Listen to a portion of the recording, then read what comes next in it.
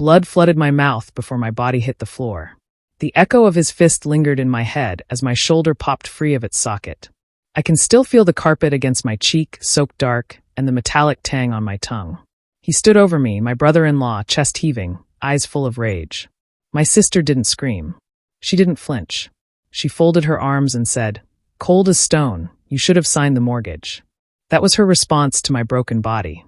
No pity, no fear, just calculation. I dragged myself to my parents' door with one arm useless and blood streaking my shirt, begging for help. My father froze. My mother sobbed. Then everything went black. When I came to, the police were already inside. Even they weren't ready for what they found. She had been my first protector. As kids, she chased off bullies, bandaged scraped knees, and whispered that she'd always be there. I believed her. When she married him, I told myself he would guard her the way she guarded me. He smiled like a gentleman, offered a firm handshake, and said, "Family means everything." I trusted him. I trusted her. That's why the betrayal cuts so deep. It doesn't come from enemies. It comes from the people you die for. It began small. At family dinners, he'd toss jokes about money, about how lucky I was with my job, my savings, my discipline. My sister laughed a fraction too loudly.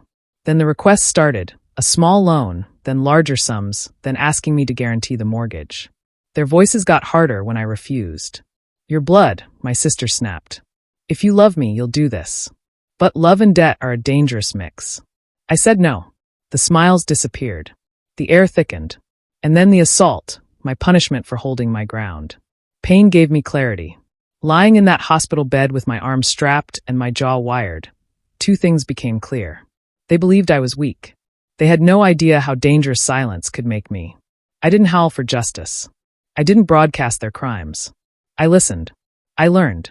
While my wounds closed, I gathered facts. His shady business records, her credit trail, the lies they spun to my parents. Every corner of their fragile house of cards relied on loans, fraud, and desperation. I didn't want vengeance born of fury. I wanted it engineered with precision. Step 1, silence. I stopped arguing, stopped pushing back. Let them think I'd been broken. People grow careless when they assume you've given up. Step 2, infiltration.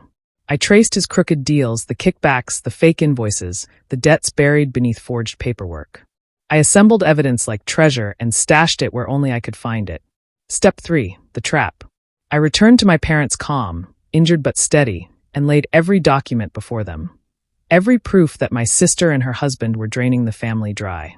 The shock in my father's eyes burned brighter than any pain. I didn't stop at my parents. I delivered the files to the bank, the tax authorities, the police. Not a single blow, a coordinated storm from every direction. I set the dominoes and waited for them to tumble. When it all collapsed, I was there. I walked into their house without an invitation. The sling was long gone. My body had healed, but my quiet presence unsettled them. He sat at the table, bills scattered like debris. My sister's phone kept buzzing, creditors, lawyers, investigators. He looked up with hollow, bloodshot eyes. "You did this." I didn't deny it. I simply stood composed. My sister's voice cracked. "Why? You're my brother." I moved in so she could see the scars on my face, every reminder of that night. "You broke the bond the moment you left me bleeding for a signature." Then the knock came, not polite.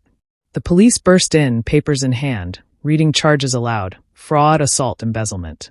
Their faces didn't show fury, they showed realization. They were not untouchable. Their empire was dust.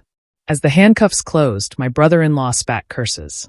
My sister just stared, emptied out, like she finally understood who I'd become. I didn't grin as they led him away. I didn't relish her pleas for mercy. Revenge isn't about laughter. It's about restoring balance. That night I sat quietly, bandages fading from my skin, watching their house across the street go dark for good. People later asked if I regretted ruining my sister's life, if guilt ever hit me. Guilt belongs to those who strike first. I only finished what they began. And in the silence of my thoughts, one steady truth beat like a pulse. They thought blood made me weak. Blood is what made me ruthless.